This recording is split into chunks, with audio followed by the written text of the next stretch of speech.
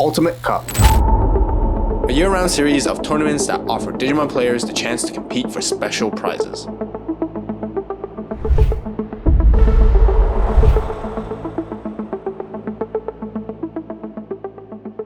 You see how cool that looks? You see how cool that looks?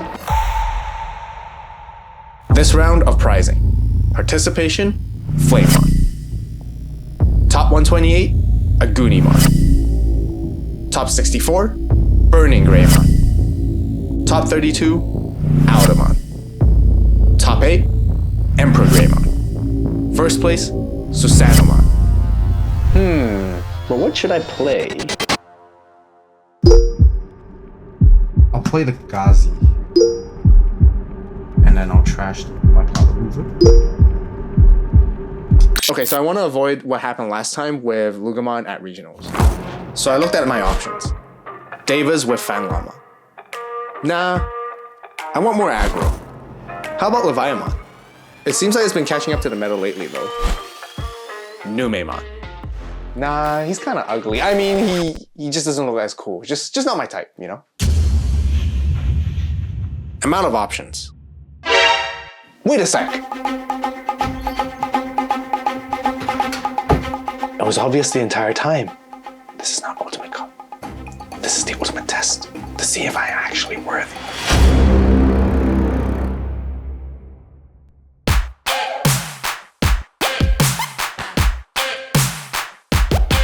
Red Hybrid.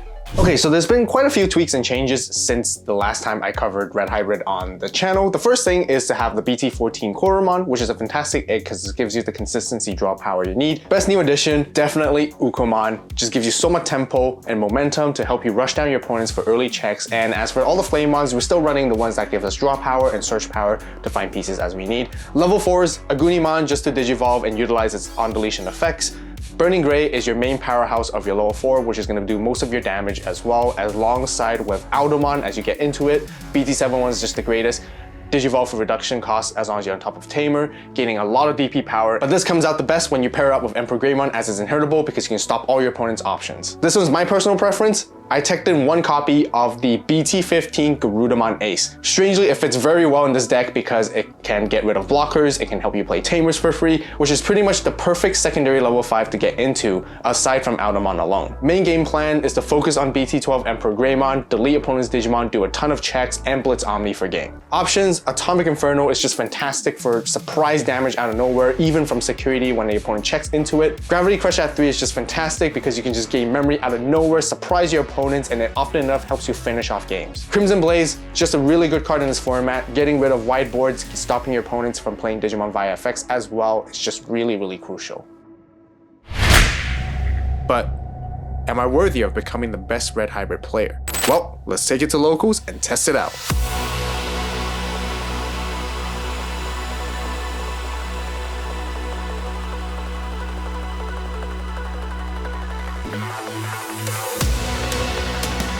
So for a very first round of locals, we're facing against Mega Gargamon, Terriermon, and the Bunnies deck. Essentially, this is a really difficult matchup for Red Hybrid generally because they have a lot of blockers, control, defense to stop any early chips from us, and has protection with Rapidmon, and can even go into Mega Gargamon Ace to continue to stop our attacks. So in order to play around this, we have to find small windows of opportunity to go for as many attacks as possible. First, we're gonna bait out the Mega Gargamon Ace, make sure it has no protection, and then delete it with our own built-in removal. After that, we're gonna try to attack as much as possible in that particular moment to help us secure the win. And that's exactly why I tech in the Garudamon Ace, because in game 1, it came out in clutch where we deleted Mega Gargo and swung for game.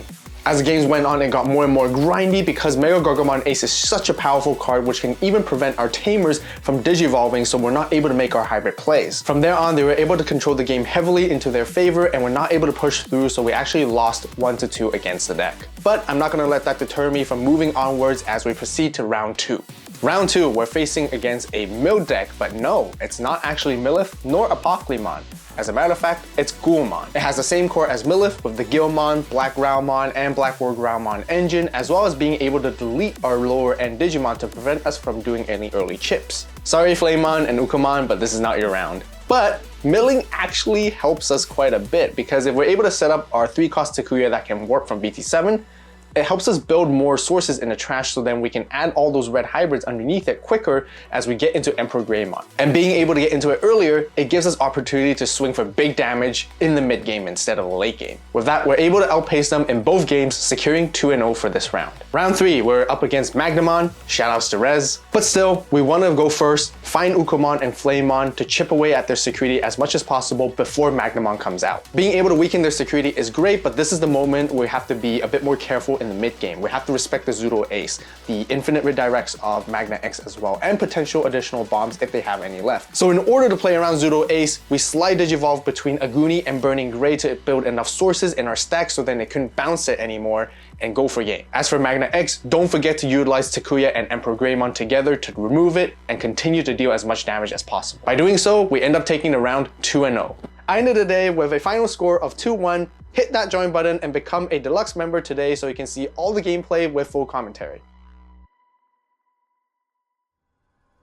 I felt confident in this choice.